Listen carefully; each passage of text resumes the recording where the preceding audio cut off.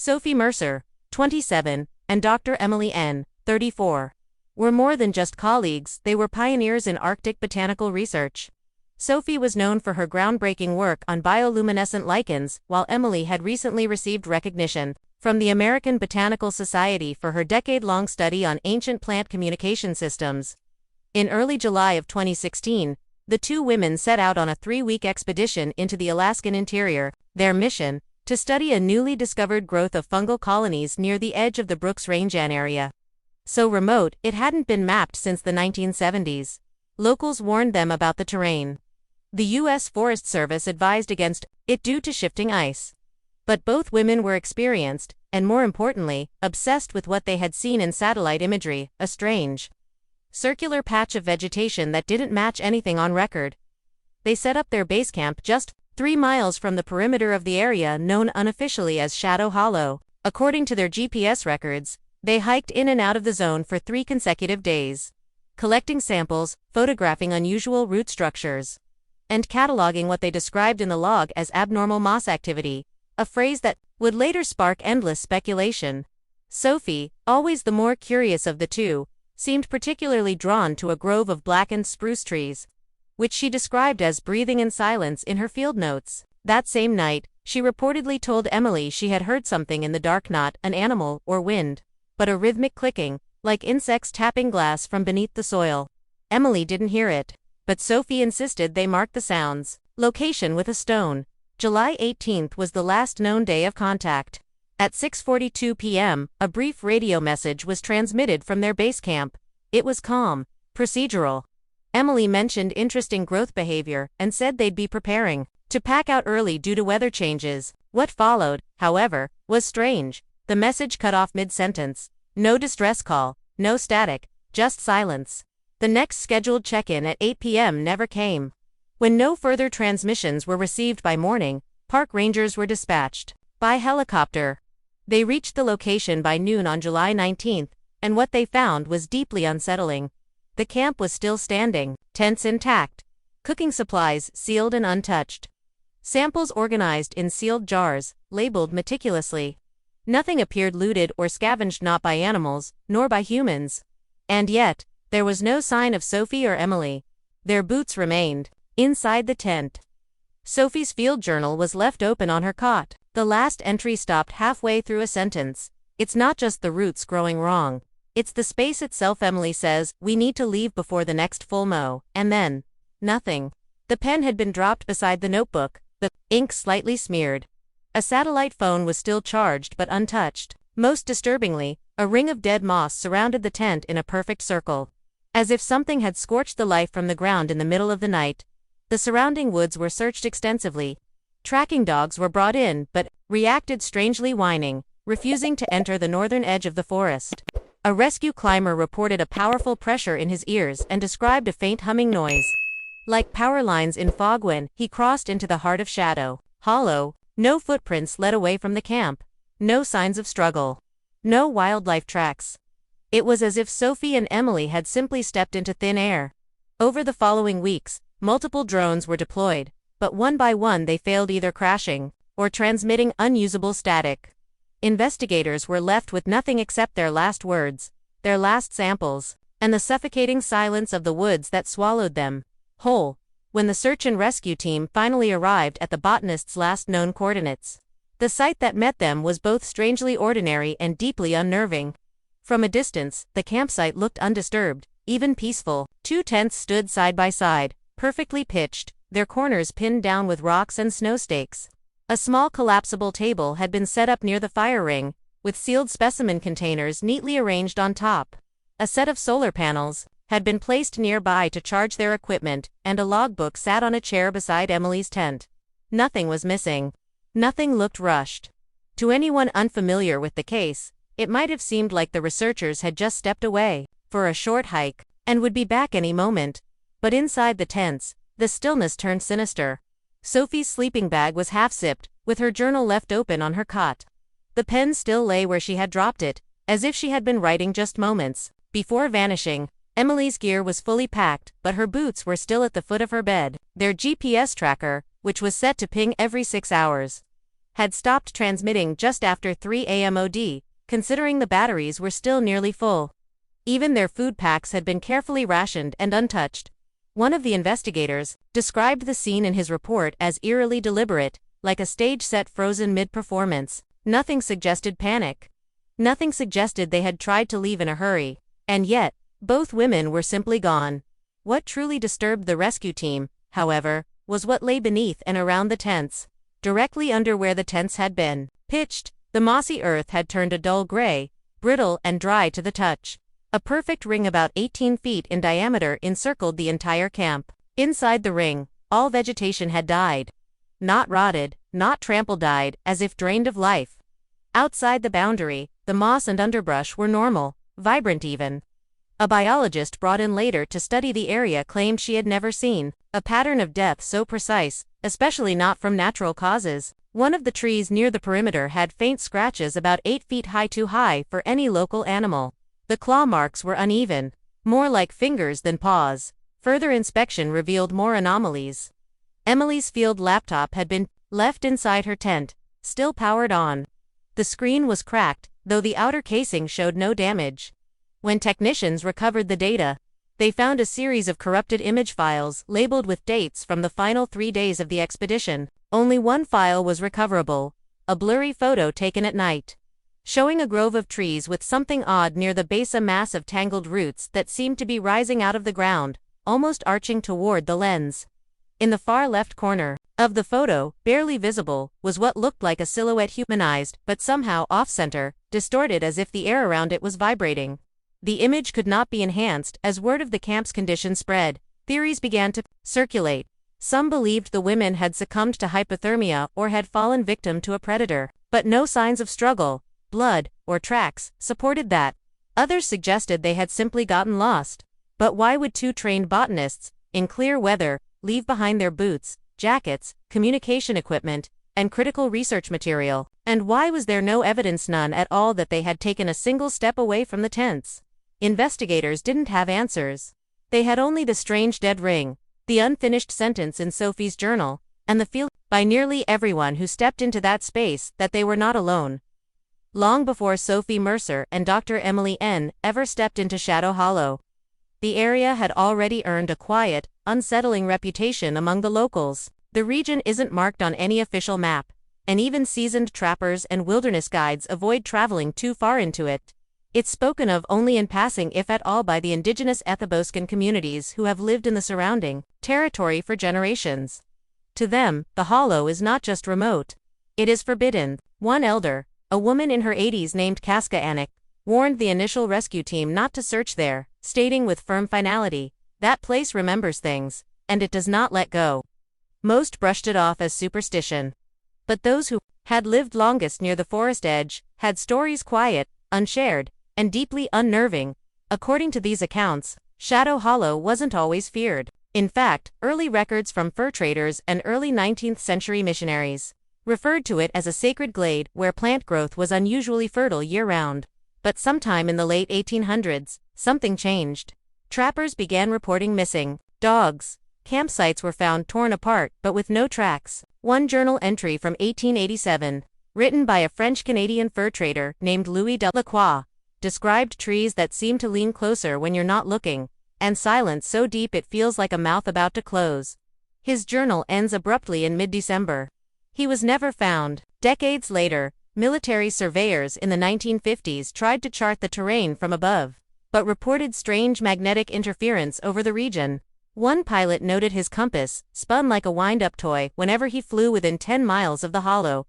More chilling are the oral legends passed down through generations of Athabascan elders. One tale, in particular, speaks of a forest spirit called Chenda, roughly translated as the watcher beneath. According to the story, Chenda was not a creature, but a presence, something ancient, buried, and very much alive beneath the forest floor. It is said to feed not on flesh, but on memory, direction, and time. Those who enter its domain are often said to become disoriented, forget the path they came from, or begin hearing voices that call them by name. Sometimes in the voice of a loved one, or even their own. One ranger, when asked to escort the botanists early in their journey, refused without explanation. Later, in an off-record conversation, he He simply said, "That forest knows when you're afraid, and it grows closer." Sophie and Emily had apparently heard whispers of these stories before setting out, but they dismissed them as folklore, an unfortunate habit among modern scientists seeking hard data. In one of Sophie's earlier blog entries, she wrote, "If we avoided every field site based on ghost stories, we'd never get anything done." Still, she seemed intrigued. She referenced cultural vegetation myths in her proposal notes and even brought along a small audio recorder to capture natural sounds. That recorder would later be found buried under a pile of undisturbed leaves near the tree line, still running, with 12 hours of audio. The first 10 were normal: wind, birdsong, the occasional rustle, but the final 2 hours were quiet. Too quiet. Then came a low, crackling hum. And at the very end, just 5 seconds, there was a faint voice. "One word," whispered Sophie. Despite all this, officials at the time were reluctant to acknowledge the legends in any formal capacity, including superstition in a federal investigation. After all, doesn't sit well with protocol. But many of the rescue workers, especially those with native ancestry, refused to return for second sweeps. Some left the operation entirely. One tracker, a man with 20 years of experience, resigned 2 days after entering Shadow Hollow. He left no note, but a colleague later claimed he had nightmares, always the same, of moss creeping up his legs as something whispered in his ear, in a language he didn't know, but somehow understood.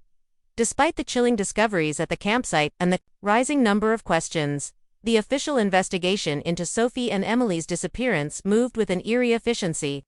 Within just 6 weeks of the last known radio transmission, the case was quietly closed and reclassified as a probable wilderness accident, a vague umbrella term often used when no evidence of foul play or natural disaster is found. Authorities cited severe weather patterns, potential wildlife activity, and terrain disorientation as possible contributing factors. But behind closed doors, several investigators admitted they were pressured to move on. Budget, constraints, resource reallocation, even the media coverage died out unusually fast, as if the story itself had been buried along with the missing women. What made this premature closure so unsettling was not just what was left unexplained, but what was left out entirely from the final reports. None of the official documents mentioned the dead ring of vegetation around the tents. The corrupted image on Emily's laptop was redacted, and most tellingly, the audio recorder discovered several days after the primary search was never logged as evidence. It simply vanished from inventory. One member of the search and rescue team, who spoke anonymously years later, claimed that federal agents were brought in during the 3rd week of the search and took several items, including the field journals, GPS logs, and camera memory cards. When asked who they were, she replied, "They didn't wear badges. Just black jackets. Didn't talk much." The families, understandably, refused to accept the outcome. Sophie's younger brother, Adam Mercer, launched a small independent inquiry using online crowdfunding to hire private investigators and wilderness experts, but they were blocked at every turn. Requests for access to the recovered photos were denied. The audio logs were said to be missing. Even FOIA Freedom of Information Act requests returned heavily redacted files.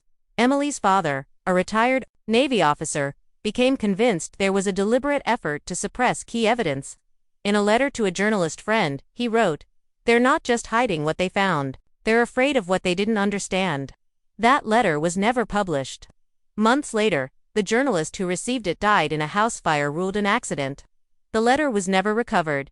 Meanwhile, rumors continued to spread among those who had been part of the original ground team. Some reported equipment malfunctions in the hollow GPS devices, showing impossible coordinates.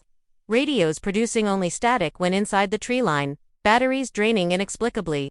One park ranger developed severe tinnitus after the search, and was medically discharged. Another, previously stable, reportedly suffered a nervous breakdown and claimed in a private hospital interview that the woods don't let go, they bury you from the inside out. None of these accounts made it into the final case report. In fact, every name involved in the operation was removed from public access.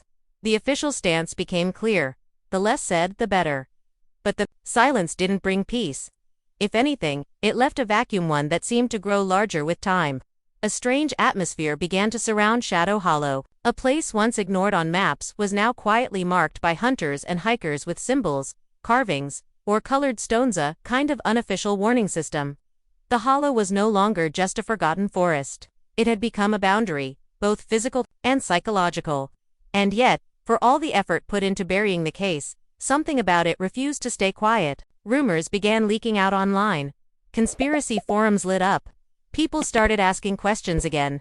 And quietly, in the background, the forest remained exactly where it had always been, waiting. It was early June 2025, when the strange moose first appeared near the outskirts of Coldfoot, Alaska, small, mostly quiet town with a population of less than 100.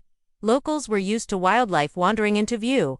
But this particular animal caused an immediate stir. It was a large bull moose, gaunt and visibly agitated, its behavior erratic. Witnesses reported it staggering along the roadside in daylight, eyes wide and unfocused, as if in pain or disoriented. But what drew everyone's attention was what was entangled in its antlers: a large, twisted clump of moss sticks, bark, and something that didn't belong. From a distance, it looked like fabric, sun-bleached and weather-worn. But up close, it was unmistakably man-made. A retired hunter named Ron Walker was the first to approach the animal as it paused near a gas station just off the Dalton Highway. He noticed the moose's antlers were unusually heavy, dragging on one side. When he got within 20 feet, he spotted a length of torn nylon tangled in the mess, frayed, stained, and partially fused with what looked like old organic matter. Embedded in the tangle was a plastic-sealed notebook, the kind often used by field researchers to protect their notes from moisture. Its edges were caked with moss, and tiny fungal filaments clung to its surface like roots feeding on it. The moose flinched as Ron inched closer, and then, without warning it, let out a low, guttural grunt and bolted into the trees, leaving behind a trail of disturbed earth. And the notebook, which had finally come loose and fallen to the ground. The notebook was handed over to Coldfoot's volunteer fire chief, who in turn passed it along to the local ranger station. It was heavily weathered, swollen from years of exposure, and the outer plastic had turned yellow with age, but the initials on the front cover were still visible: E.H. The ranger who received it, a young woman named Kara Brennan, instantly recognized the name. It matched the missing persons case from 2016, Dr. Emily N. Word spread quickly, first through law enforcement channels and then through online forums dedicated to missing person cases. Within 48 hours, the FBI had dispatched agents to the town. They took possession of the notebook, sealed off the area where the moose had last been seen, and issued strict instructions not to speak to the media. But by then, the damage was done. The story had reawakened. The notebook, once opened and carefully dried by forensic specialists, revealed nearly 2 dozen legible pages. The entries began a few days after the disappearance date recorded in the official investigation. Emily had survived alone for at least 3 more weeks after the final camp transmission. Her handwriting grew increasingly erratic as the entries progressed, but one thing was clear: something had gone terribly wrong. She wrote of Sophie disappearing overnight without a sound, of the forest becoming strange and elastic, of pathways changing beneath her feet. She spoke of plants that pulsed when she approached, of moss that shriveled at her touch, and of a smell like rust and whetstone that followed her constantly. She wrote, "I'm not alone, but it's not an animal. It's older than the trees. It sees through the leaves." The final pages were nearly illegible, water-smeared and torn, but a few words stood out. "It waits when I sleep. I saw Sophie in the trees, but she wasn't walking right. And finally, this place is feeding on memory. I forget who I am when I stop writing." Just before the final page, there was a long clawed streak, possibly from an animal, or perhaps something else, and the last line was scrawled in shaky block letters: "If anyone finds this, don't listen to the whispers. They sound like her, but it's not her." The page ended there. And yet, there was still something more. A mystery buried not just in the words, but in how the notebook had returned. Tangled in a moose's antlers, as if the forest itself had decided to send back a message. Once the notebook was secured by federal authorities, a small forensic team was tasked with restoring and analyzing its contents. The outer casing had protected it surprisingly well, considering the harsh Alaskan weather and the apparent passage of 9 years. After being carefully dried and digitally scanned, the contents were partially transcribed. Over 20 pages were readable, some entirely intact, others warped, smudged, or torn at the edges. The first entries were structured, clinical even. Emily had clearly intended the notebook to be a scientific log, documenting her solo attempts to trace Sophie's last known steps and continue their fungal study. But as the days passed, her writing shifted from observational to increasingly personal and increasingly desperate. The earliest legible pages show Emily trying to maintain routine. She describes collecting samples from the black-rooted groves just east of their original campsite. She references spores that reacted to heat in a way she had never seen before, noting that they curl away from fire like they're afraid of it. But even in those early entries, there are signs of dread creeping in. She mentions hearing strange sounds at night, not animals, but breathing, close and heavy, just beyond the thin fabric of her tent. In one entry dated July 23, she writes, "I keep waking up with soil under my nails. I don't remember digging. I don't remember dreaming. But I wake up holding moss." At first, she rationalizes these things as stress and isolation. But, by the following week, her tone begins to change. The middle entries read like a psychological unraveling. Emily starts recording time inconsistently. One page is marked Tuesday, the next has no date at all, and the next is marked Tuesday again. She mentions zones within the forest that seem to shift in size. Paths she walked the day before would vanish or loop back unnaturally. In one passage, she describes a rock formation she used to mark her trail. "The stone used to be flat. Now it leans toward me." Another entry notes that the trees around her make no sound, not even whine through the branches. "It's like being underwater," she writes. "Every noise feels muffled. Every moment stretches longer than it should." In one particularly disturbing entry, she notes the moss had grown over her tent zipper while she slept, as if trying to seal me in. Toward the end of the notebook, the writing turns frantic. Paragraphs become jagged, sentences half-finished, thoughts left hanging. She begins referring to them without explanation, as if something unseen was pursuing her. She writes, "They are in the ground. They come through the roots. They remember her better than I do now." It's unclear whether her means Sophie or something else entirely. In the margins of the final pages, words are repeated over and over: still watching, still listening, and chillingly, still growing. One entry, barely decipherable, mentions that Sophie's voice had returned. But it came from above, echoing through the treetops at night. Emily notes, "Her voice is wrong. Too slow, too smooth." She says to follow, but her face doesn't blink. The final page is stained dark red. Whether blood or rust is unknown. But under intense lighting, faint impressions of writing became visible where the ink had faded or smeared. Forensic teams used ultraviolet scans to recover one last legible sentence. "They speak through her now." There was no explanation, no coordinates, no plea for rescue. Just that one line, sitting alone on the page, written in what appeared to be a slower, shakier hand. It was as though Emily had stopped writing, not because she ran out of time, but because something else had taken it from her. Something older than language. Something that had waited patiently, silently, beneath the moss for her to listen. As the pages of Emily's recovered notebook were examined, one final detail remained unexplained. The last page, crumpled and discolored, with what appeared to be smears of dried blood and a strange film across the paper. Forensic teams initially believed it was simply damage from years of exposure, but something about it felt intentional. Unlike the other pages, which were warped by time and weather, this one seemed coded, as if something had been applied to conceal its contents. Specialists from Quantico were called in, and under ultraviolet light, the page revealed something none of them expected: a faint set of glowing lines, written in invisible ink. The characters were barely readable, fragmented between blood smears and fungal growth, but they formed a coherent, chilling message. "Shadow Hollow is alive, and it does not forget." The phrase sent a ripple of unease through the team. It wasn't just ominous, it was deliberate. Invisible ink is not something a botanist typically uses in the field. It raised questions no one could answer. Had Emily written it herself, as a warning? If so, why hide it? Or had someone or something else written it after the notebook was lost? The ink used had an organic signature, but didn't match any known compound. In fact, a forensic chemist analyzing it discovered that the glowing residue was not ink at all, but a bioluminescent secretion, consistent with a rare type of Arctic mycelium not previously observed in the area. Whatever had written the message, it was not done with conventional tools. It had come from within the forest itself. Word of this discovery was kept under tight control. The public never saw the UV image of the final page. Even within federal channels, the information was classified and compartmentalized. But one lab technician, disturbed by what he saw, made an anonymous post on a fringe conspiracy forum. He claimed the notebook wasn't just found, it was returned, and that the forest had used the moose as a courier. He described an internal Debate among agents about whether to keep studying the notebook or to burn it. The technician's account was quickly deleted, but not before it was archived and reposted. Soon, a new theory took root online, that Shadow Hollow itself was sentient, not haunted or cursed, but alive in a way humans had never understood: an ancient, biological, intelligent.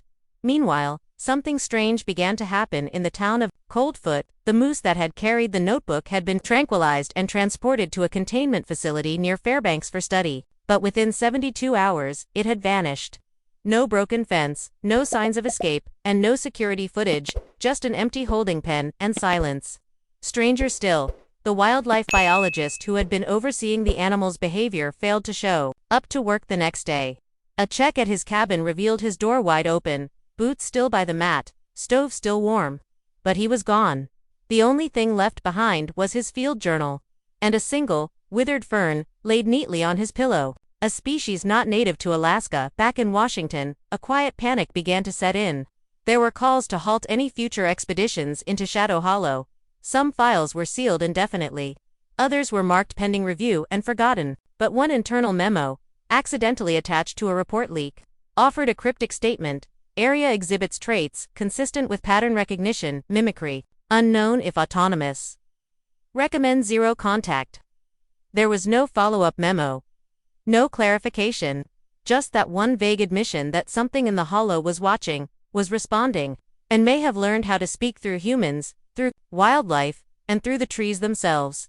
And still, beneath that final hidden message, under the UV light, investigators noticed one more detailed, so faintly it could have been missed entirely, a handprint, small, human, pressed into the paper as though in a final act of surrender, or communion. And so, after 9 long years, the forest gave something back. But not closure, not peace, just a warning buried in a notebook. Tangled in antlers, whispered through ink, no one remembers writing. To this day, no trace of Sophie Mercer or Dr. Emily N. has ever been recovered. The area around Shadow Hollow remains unmarked on most maps, untouched by hikers, avoided even by animals. No official expeditions have returned since the moose incident, and none are planned. Some say nature is indifferent, but what if it's not?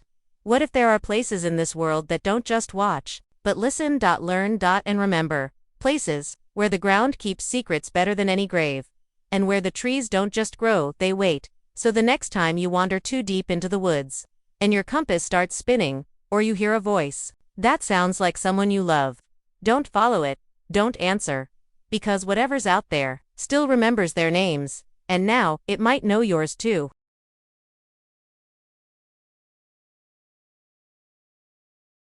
If you liked this video, don't forget to hit that like button, share it with your friends, and drop your thoughts in the comments below. Most importantly, subscribe and hit the bell icon so the next secret finds you first.